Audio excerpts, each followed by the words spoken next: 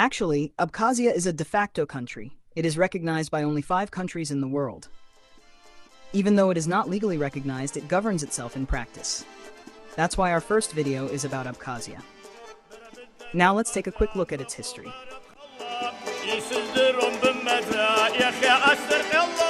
The Kingdom of Colchis was founded in the 13th century BC, making it the first civilization in the region and an important part of Greek mythology.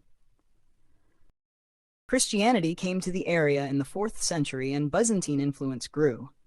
As Byzantium became stronger in the region and took more control, the kingdom was completely removed from history in the 6th century. By the 8th century, the Kingdom of Abkhazia came to prominence in history.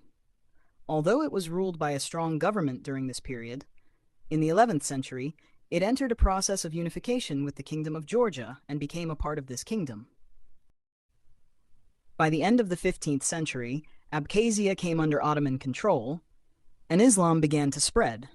The majority of the population became Muslim. In 1864, after Russia won the Caucasian War, the region came under Russian control. The Abkhaz people went through a large displacement and migrated to Ottoman lands. During this period, the Abkhaz population decreased greatly, and the ethnic structure of Abkhazia began to change. In 1921, the Soviet Union connected Abkhazia to the Georgian Soviet Socialist Republic.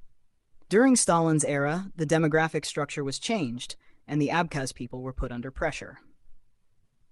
Let's talk about the creation of Abkhazia. In 1991, when the Soviet Union fell apart, it proclaimed its independence from Georgia.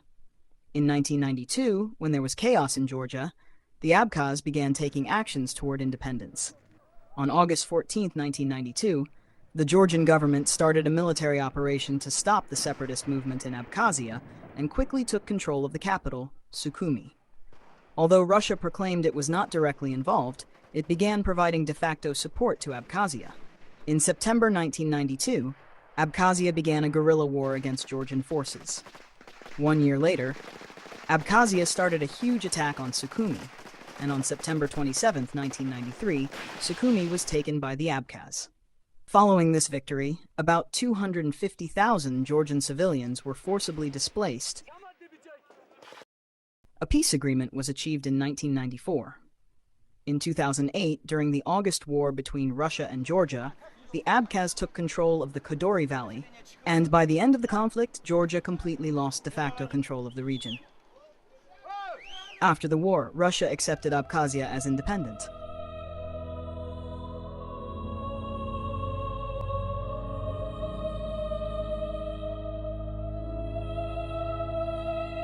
After Russia recognized Abkhazia's independence in 2008, the region became heavily dependent on Moscow. Russia's economic, political, and military influence has continued to grow. In 2014, President Alexander Ankvab resigned following mass protests. Similarly, in 2020, Raul Kajimba stepped down under public pressure, and Aslan Jania took his place. In 2024, following another wave of protests, the president was replaced, and interim leader Batagunba took office. Despite these challenges, Abkhazia is known for its historical landmarks and breathtaking natural beauty. The 4 deepest caves in the world are located in the territory of Abkhazia. Although research is still ongoing, the deepest point reached so far is 2,212 meters. There are even unique creatures that live exclusively in these caves. One of its most fascinating attractions is the New Athos Cave, featuring a 1.5-kilometer-long tour route. Some sections of the cave are accessible by a small railway, adding to the unique experience for visitors. We hope you found this information about Abkhazia useful. Take care, and see you in the next video.